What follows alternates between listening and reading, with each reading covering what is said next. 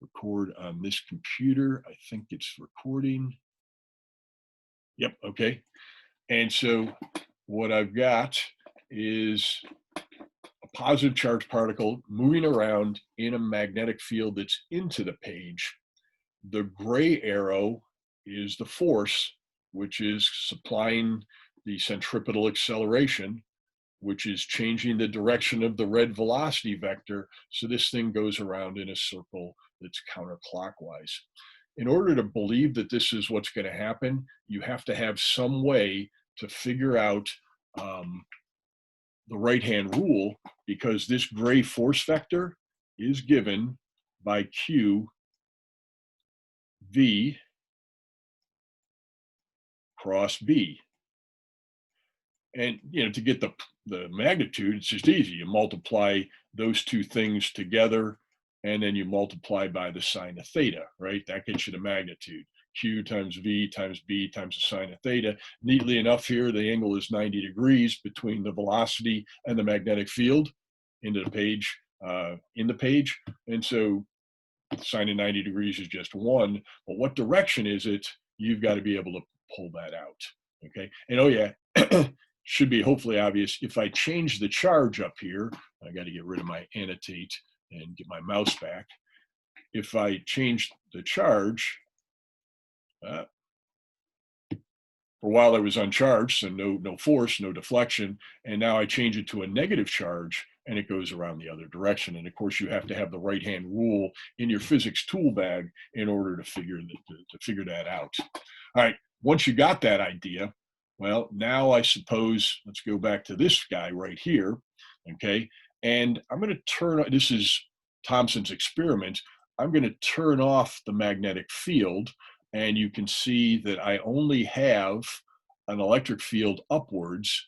So yeah, I'll go with a positively charged particle. I don't think I have the option on this guy. I'll launch this thing, and so a positively charged particle should be bent upwards. There it goes, starting to go upwards. Not a very big electric field, but it gets bent upwards in this electric field. Okay, and so what Thomson does, I guess, is he measures that angle of deflection right there. And he understands a little bit of kinematics and projectile motion, essentially, because that is a projectile path. He's able to figure out what the angle was. The thing he doesn't know in this projectile motion path is he doesn't know what the speed of the particle is. He might be able to make some guesses based on how he got the particle moving in the first place, from some potential that he ran it through, which is related to potential energy, which is related to kinetic energy, which of course is related to speed. But a more definitive way to get the exact speed of the particle by measurement of the particle itself is to inject a little bit of a magnetic field, and it's just coming out of the page here. And so if the electric field deflected the particle upwards, I'm not sure you can see the dots coming out of the page, but they are there. A magnetic field on this same positive charge particle would give a downward force. And if they're just perfectly balanced, then the particle ought to go through these crossed fields that Thomson creates in his experiment undeflected. It looks like I've got my magnetic field just a little bit too big because it's deflecting downward. And so maybe somewhere around there is a better magnetic field.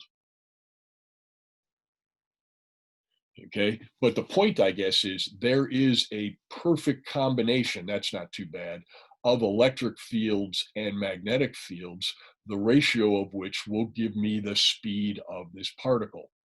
Okay, and so once you know the speed of the particle, well, then that deflection angle, yeah, well done, that deflection angle will give you exactly the relationship for the charge to mass ratio, and that's Thomson's experiment. Okay, right here, one of the slides I showed you, if you happen, causes, well, we cause these charged particles to go around in circles, but one of the slides showed it actually does a little helix, because if when you create the particle and you launch it, you don't keep it perfectly in the plane that's perpendicular to the magnetic field, like in this case, and you can check your right-hand rule. Is it going the right direction around? So you're pushing up, electric field or magnetic field out of the page, yeah, that would be a center seeking force anywhere on that path. But if it has some initial velocity perpendicular to that, in the same direction as that magnetic field, perpendicular to the plane of the paper in this case, it will spiral around. And there was a picture that I just wanted to make clear why it's doing what it's doing. And that's just a little bit of misalignment in the apparatus, giving it an initial velocity that's not in the plane of the paper, that's in the direction of the magnetic field. Well, that won't get changed. It'll just continue on and on. And then the last device I want to show you, which isn't Thomson's experiment, but came about as a result of this, is this thing called a mass spectrometer. I'll reset it here. And I've got a negative charge this time, finally. What Thomson was actually working with, a negative charge on this animation. And again, there is a perfect combination of crossed electric and magnetic fields, okay, where this thing goes through, and you can know the speed if you know the value of the magnetic and the electric field, because presumably you created them, okay? You made a solenoid perhaps and you put the right amount of current through, or you made a Helmholtz coil and you put a right amount of current through that you knew, so you knew the magnetic field. You put the right amount of charge on those plates because you created them and you know how big they are, and so you would know exactly what the electric and magnetic field is. Their ratio gives you the speed of the particle moving through there. Once it hits that region off on the right, well, then it goes through a circular path, and this little marker here lets you determine what the diameter of the path is, and from the diameter of the path, I guess you can figure out the radius. From the radius of the path, again, annotating. Oh, come on, annotate. There we go. And draw and draw. Yep, I should be able to draw now. Let's see, we know that the force, which is QVB here, I've already got it written. Why am I doing it again? It's also equal to mv squared over r, the mass times the centripetal acceleration. And so I guess the velocities cancel, and that tells me that Q times B, again, perpendicular, sine of 90 degrees is 1, must be equal to m over r.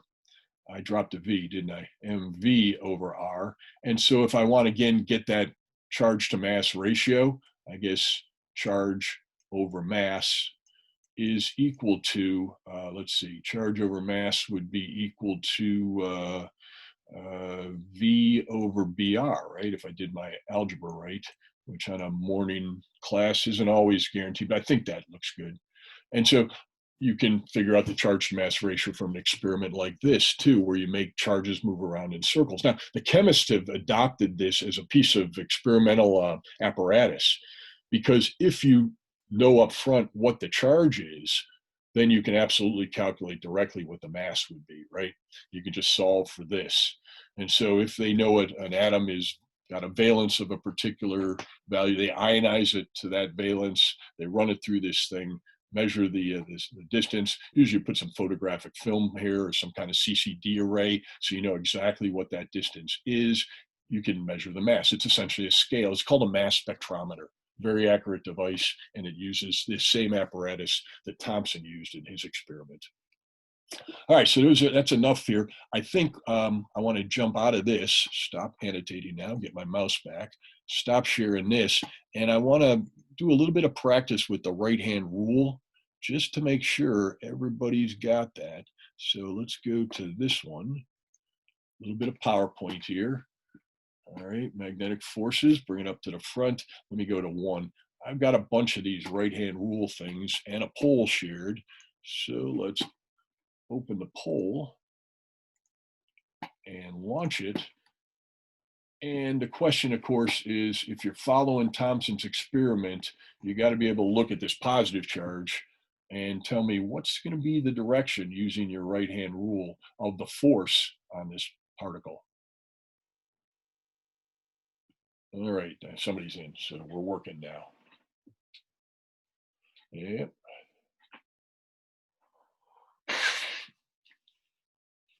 It's 50-50, right?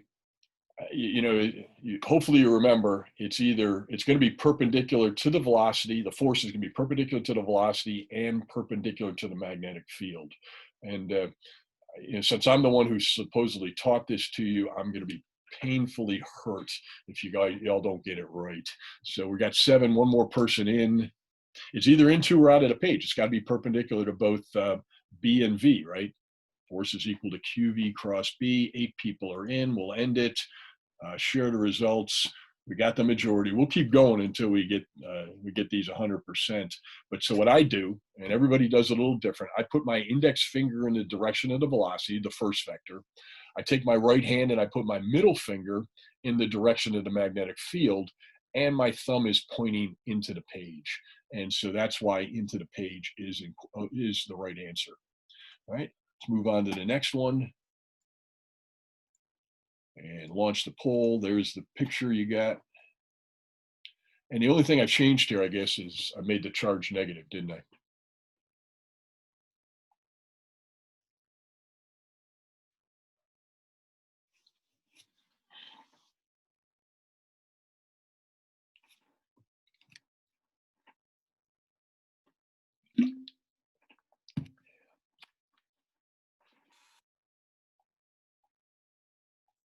One more, who's not in. All right, everybody's in. Ending the poll. We're getting there. We got a little better this time. Okay, and different people do this different way. I just pretend that the particle is positive first, and I go index finger in the direction of the velocity, middle finger in the direction of the magnetic field, thumb is pointing into the page, but that would be for a positive charge. And so I say, well, it's a negative charge, it's in the opposite direction, and so that's out of the page. This has to be the exact opposite of the previous problem we asked. There are people who use their left hand rule for their left hand for negative charges, and that will work for you as well. Negative charge, put your left hand index finger in the direction of the velocity, your middle finger in the direction of the magnetic field, and sure enough, your thumb does point out of the page. And so some people are taught to do that. Your choice. And some people have the palm method instead of the middle finger for the second vector. That's fine too. Whatever you do, as long as it works for you reliably, you're good to go. All right, next one. This is 3. Launch the poll.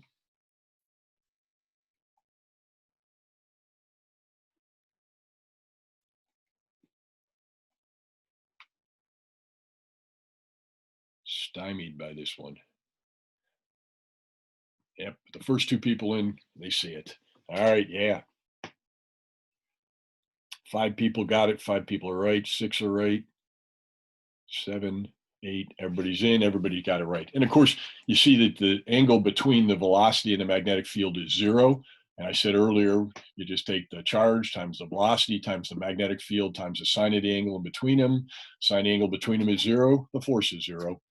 Perfect results here. And we'll stop sharing and move on to the next one. And the next screen and launch it. Okay. And now the velocity vector is into the page, right? By the way, the symbol for that, if you're trying to draw a symbol, the velocity vector would be into the page, right? We're seeing the fletching of the arrow going away on that negative charge going into the page. Oops, got ahead of myself there. I don't even know how I did that. Come on back, that one. 5 people in.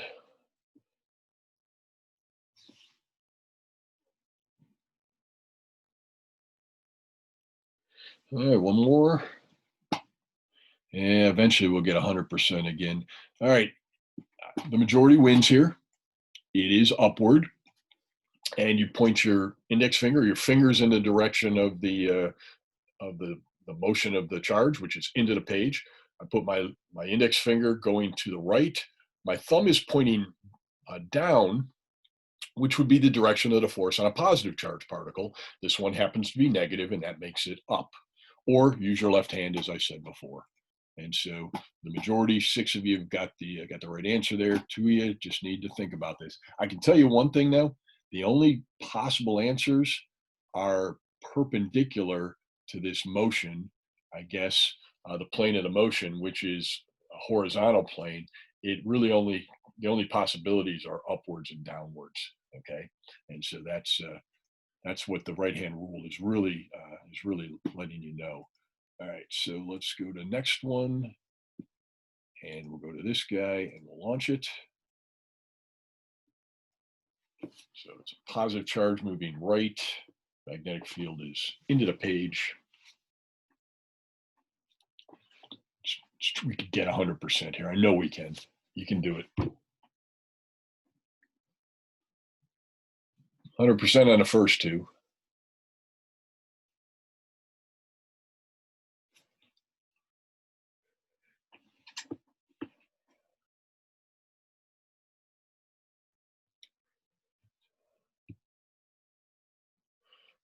Nope, not quite there. All right. It's either up or down, right? It's going to be one or the other. And we split the wrong way. It is up. Okay. Into the page is the magnetic field. That's what those X's mean. So I put my index finger to the right, my middle finger into the page, my thumb points upward. And it is a positive charge particle, so I don't have to think about reversing it.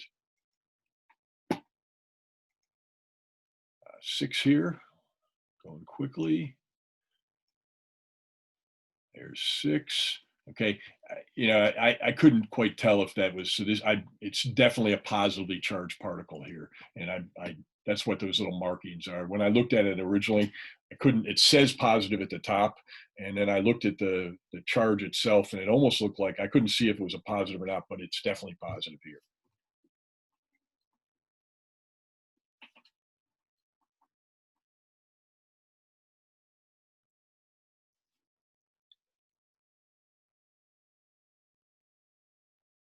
You said it was a positive charge? It is a positive charge. Yeah, yeah. Yeah, that's why I put the red marking on it, just to make that an X. And I don't know, I made it even more of an X, but yeah, that's definitely positive.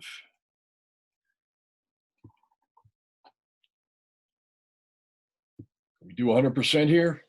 Yes, we did 100%. Good work. All right, everybody's got right. Everybody's got a technique that's working for them then. So that's a beautiful thing. All right, just a couple more that are a little odd, since we got the hang of it kind of in the easy applications. Now we're going to make things a little bit harder on you.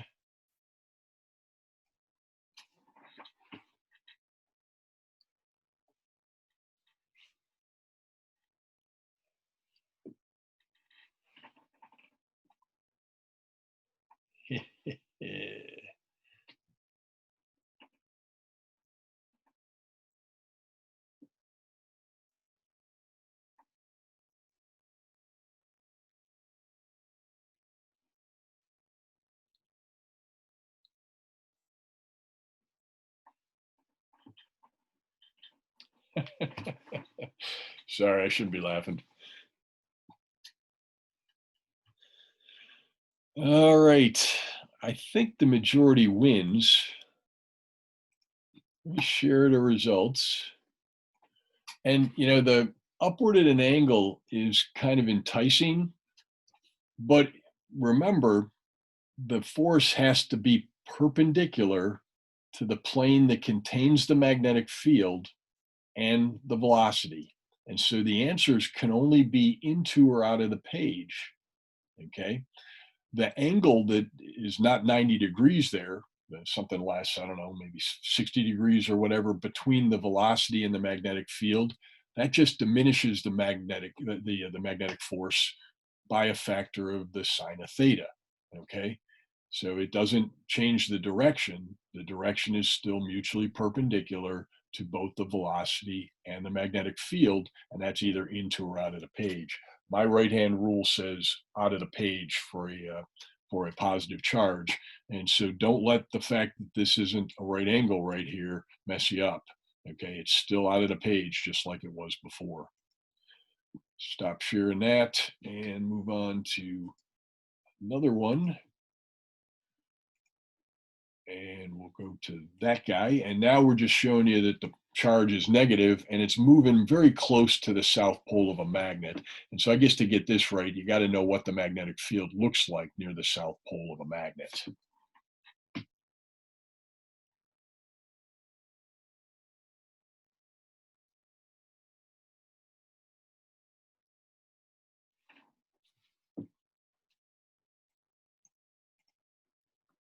And here's my hint.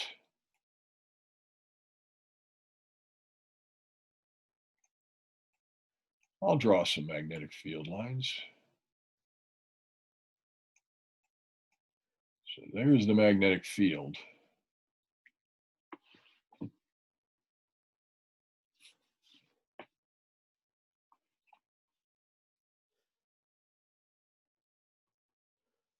Let you change your mind.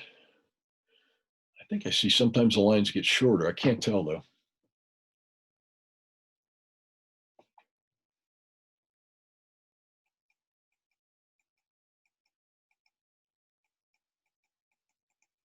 Two more people in.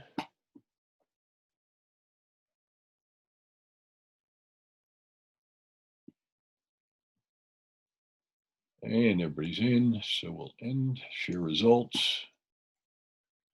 And let's see. I think majority wins again. All right. So you got V upwards.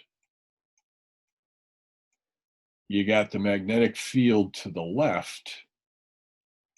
The only possible choices are plus and minus X. And so you do your right-hand rule. A positive charge would be in the positive X direction. This is a negative charge, so it's in the negative X direction. So the majority, which is just half, you got it right. So good job. All right, two more. I'm not drawing the magnetic field lines this time.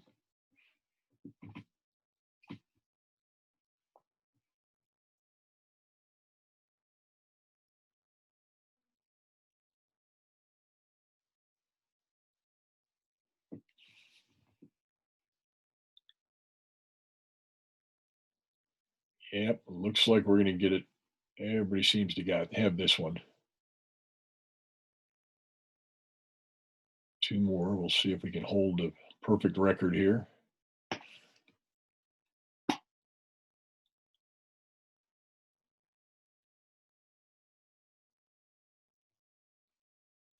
Who's last? Who's last? We're not waiting. Maybe I have internet issues here. All right, 8 for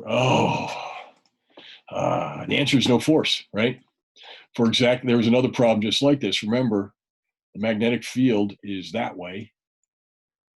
The angle is 180 degrees now, not zero like in the previous problem. The sine of 180 is also zero, and so the force is non-existent, isn't there. All right, almost had it. We almost had it. 7 for 8 there. All right, last one. We'll stop sharing, and this is kind of a this is a thinking person's problem. All right, and I'll tell you what I do when I see this. Okay, you don't know, is it positive or negative? And so what I would do is use the right hand rule to see. That's a lousy looking negative sign. See, is it positive? Is, based on the direction mass one goes and the direction mass two goes, assign one of them to be positive and one of them to be negative, and then look at the relative radiuses and decide which is the bigger mass. And I think the key here, equal magnitude charges and equal speeds. Okay, equal magnitude charges and equal speeds, and of course equal magnetic field. So QB cross B, the force is equal on the two particles, but one bends one way, one bends with a smaller radius. Have I launched it yet? Let's launch it. Takes a second to think this one through. Oh, and that these are dots. The magnetic field is going into the page, which always bugged me. Magnetic field into the page. So not drawn well here. It does say it. Those are supposed to be little x's, I guess.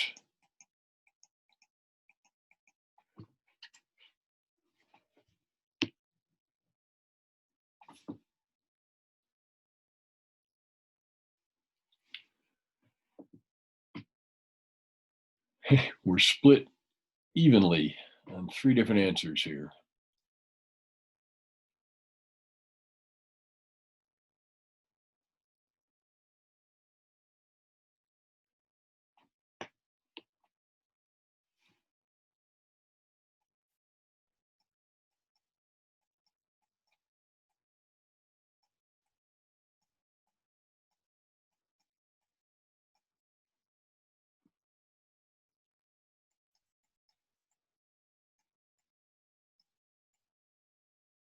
All right, everybody's in. And so I'm doing a little, we'll see the results here. And the majority of the folks think C. And I guess the first thing I would do, just to eliminate two answers to make life easy for myself, is I would say, okay, the one that bends up this way, which is mass 1, okay, I think that has to be positive, doesn't it? Right-hand rule bends it upwards. A negative particle would bend downwards. So mass 2, I think, is negative. So that leaves me with charge 1 is positive right there, charge 2 is negative right there, and charge 1 is positive, charge 2 is negative right there. So it kind of eliminates B and C, or I'm sorry, B and D, doesn't it? Okay, because they're bending the wrong way.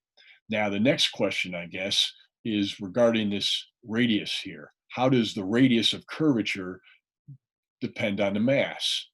And so I cancel those, and let's solve for the radius. And it looks like the radius is equal to mv, the momentum, oddly enough, of this particle, divided by q times b.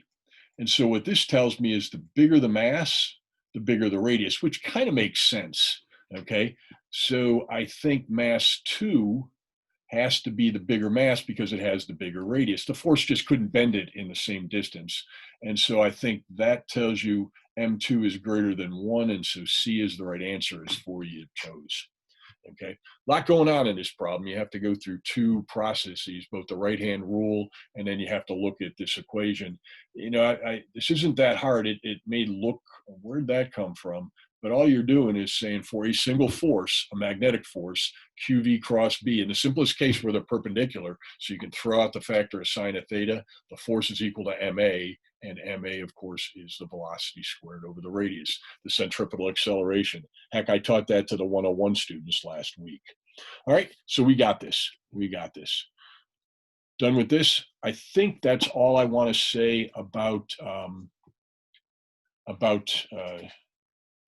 the Thompson's experiment, unless anybody has any questions. These are the pieces that you have to go through, and two of the problems on today's worksheet deal with that. I do want to show you a little bit about Millikan's experiment, and hopefully you'll get the opportunity to do this in the spring semester. And so what I want to share with you is, okay, where's my video? That's the CML file. I've got it open. Where did I put it? Maybe I don't have it open. Let me open it up. And it's a video that was in, it was a video in a video, which is always troublesome. Come on. Labs. Millikan. And I want to show you that movie right there. And so open it up. And I'm not seeing it. So let me close this and try and share again. There it is. Now it's I got the QuickTime player as one of my possibilities. And so hopefully you're seeing a QuickTime player, and I'm going to speed it up. I'll just tell you that this kind of blobby thing right here is the bubble I'm going to be, or the particle I'm going to track. It's a droplet, not a bubble. And right now it's just drifting slowly downward. And because that's so boring, you can see, I'll just fast forward a little bit. It started and it's moving down. You can see it's also getting sharper in focus. It wasn't quite in the focal plane. And it's just drifting downward right now. And I said, I'm going to let it fall another millimeter. I don't think I let it do that, but you can see it goes downward. And then right there, you'll notice I turned on an electric field. It's in between two plates of a capacitor oriented vertically. So a horizontal plate at the top, a horizontal plate at the bottom. The top plate is charged positive, attracting that bubble upwards. And then one of the things this apparatus does, it lets me flick a switch, and now the bottom plate is positive and the upper plate is negative, and so I'm pulling it downward now. Let it go about each of those big blocks is a 0.5 millimeter. So 2 blocks is a full millimeter through this telescope. And now it's going upward because I've got the positive plate positive attracting the electrons in the droplet. And then I'll switch it around here again. And you can see this is the kind of work Millikan did. He had the ability to flip the polarity of those plates and make the bubble bounce up and down over time. And in his experiment, I suspect he had graduate students sitting there with stopwatches timing first how long it took to drift downward at a terminal velocity, and then how long it took to be forced upward with an electric field, an electric potential, and to be forced downward. And now I'm letting it drift again.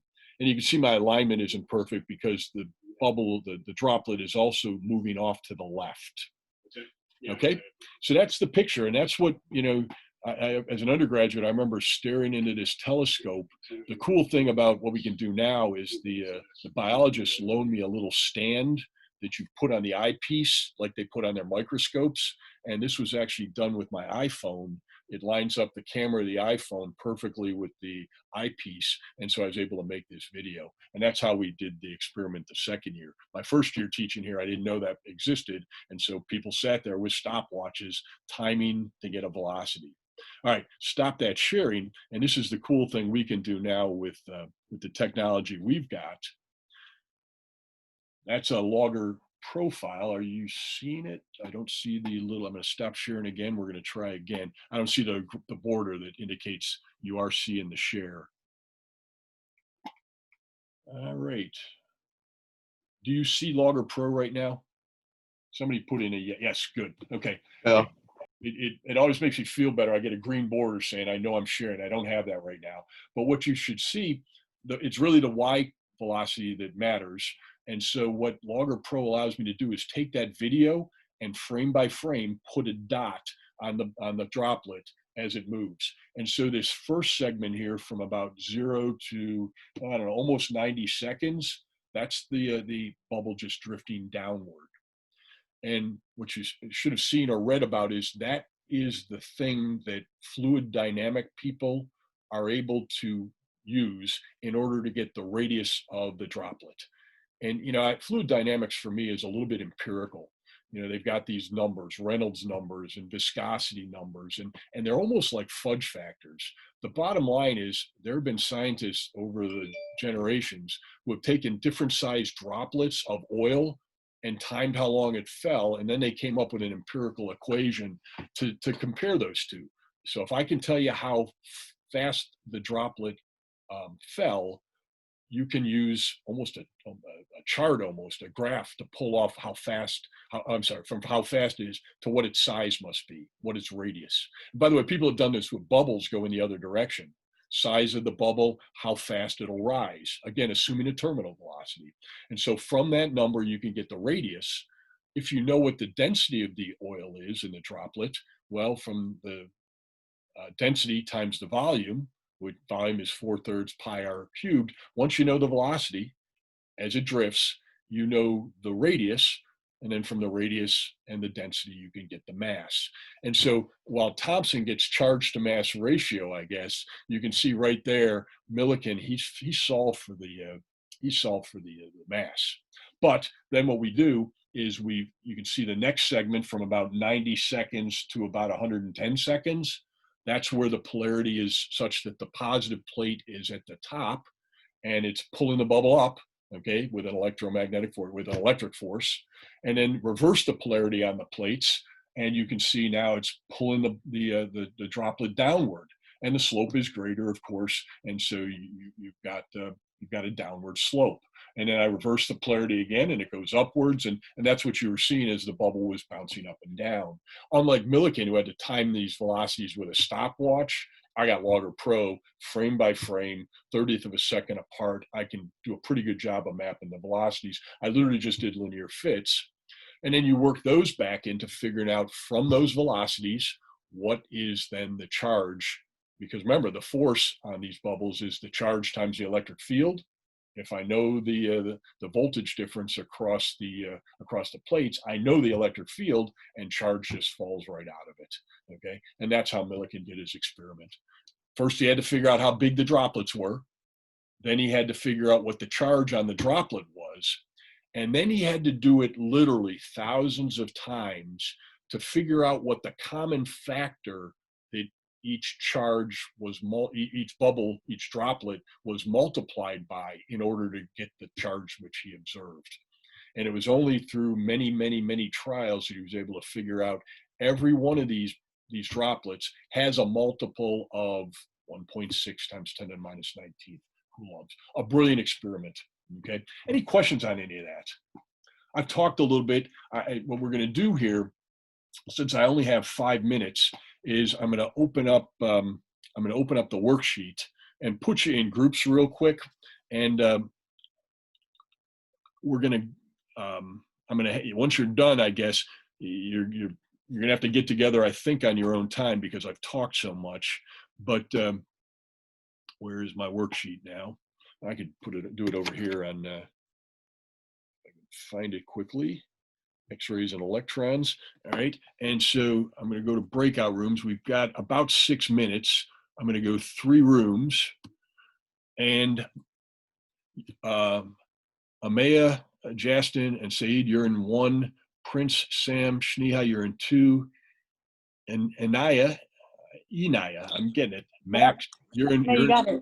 I got it that time. You're in 3. And so you'll be doing problems 1, 2, and 3 on the worksheet here, and we'll come back on Friday and we'll go through your solutions.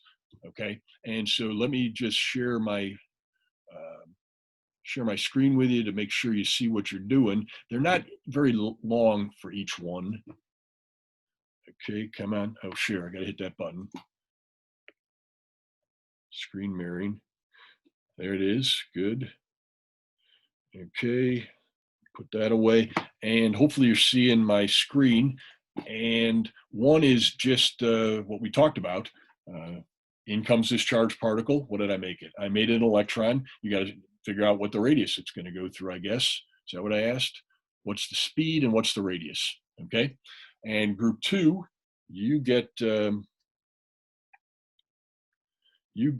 where's 2? Oh, I'm sorry, I said that wrong. Group 1, you're doing this problem. All you have to do is figure out what the speed is that it makes it through.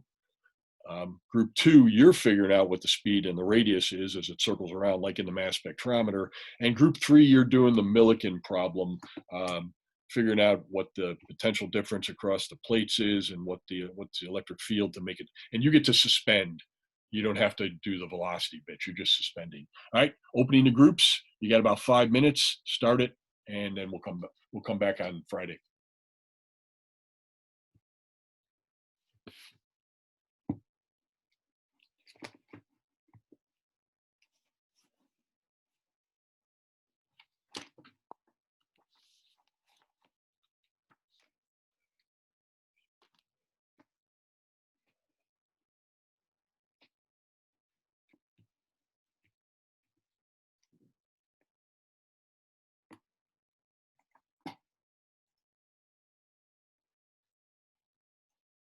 May, you didn't go to your group. I'll move you. I'll try to anyway. There you go.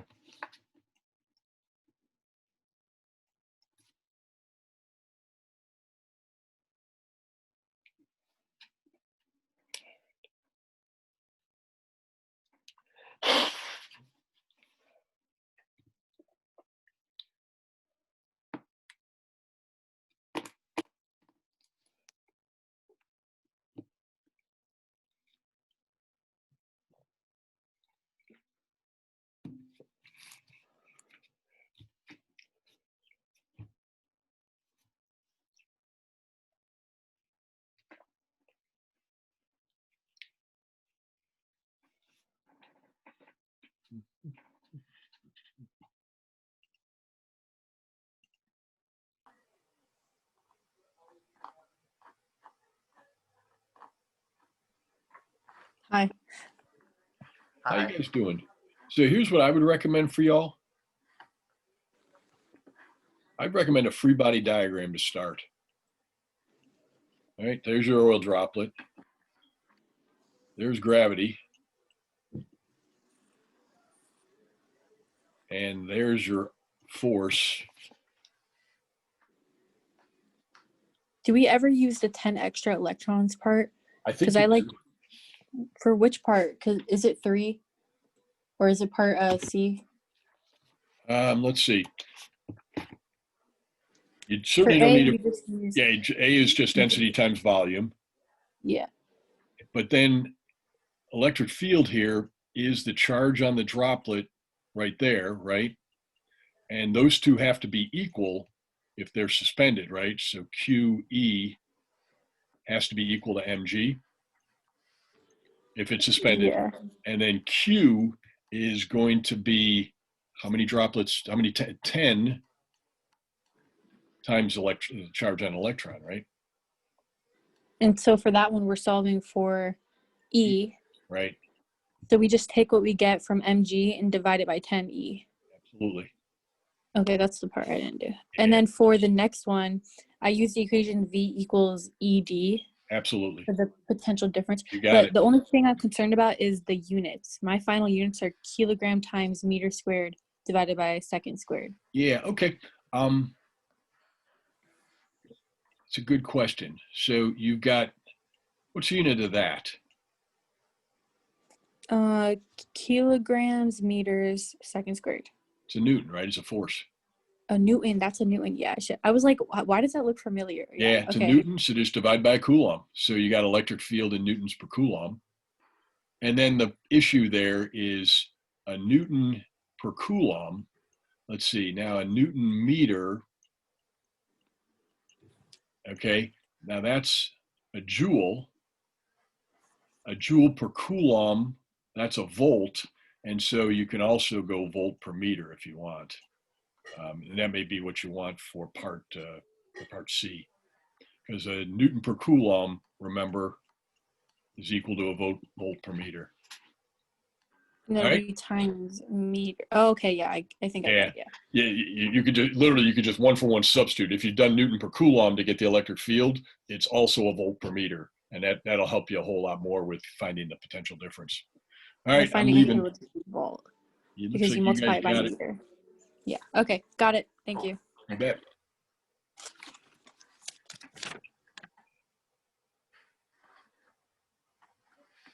All right, I'm trying to leave. Where's my breakout rooms? Leave breakout room.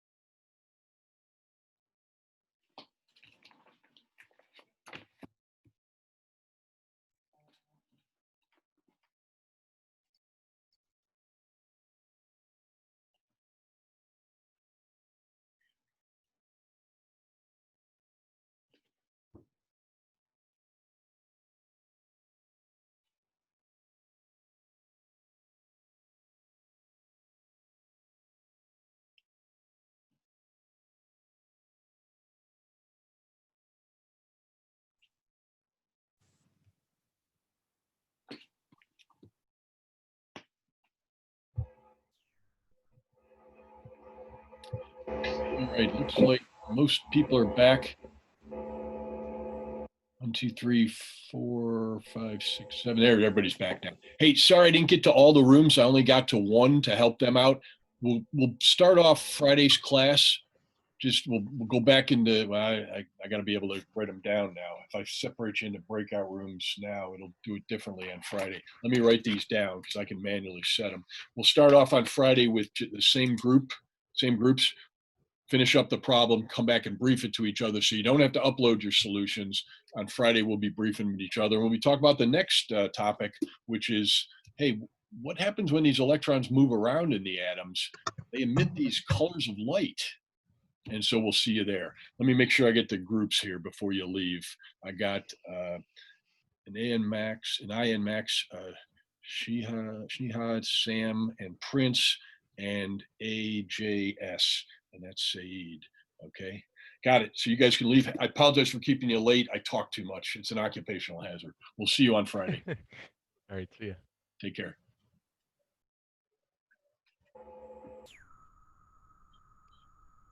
Oh, Professor, I had a little thing. I'm running a little bit late on the worksheet 8, and I wanted to let you know I'm working on it. Okay. Hey, that's fair enough. I think I told you you played Jeopardy, but I think you're in good shape on this one because I was out of town over the weekend at that funeral.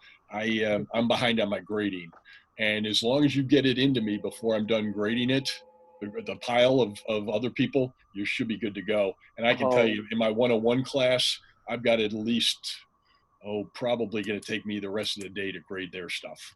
Okay, so you're probably in pretty good shape. Get it to me as soon as you can. You need any help with it? Any questions? No, not that I know of. No. Okay. All right. Yep. Yeah, you should be safe. You should be safe at least till tomorrow. If you get it in sometime today or early tomorrow, you're probably okay. Thank you. Awesome. That sounds great. Thank you. All right. Have a You good bet. one. Any other questions? Amaya, you got anything for me? No, it's going well actually. The class. The Yeah, class it's is going well. Okay, excellent. All right, we'll see you guys later then. See you. I'm going to hang around for a bit just in case anybody has any questions. Why are we still in breakout?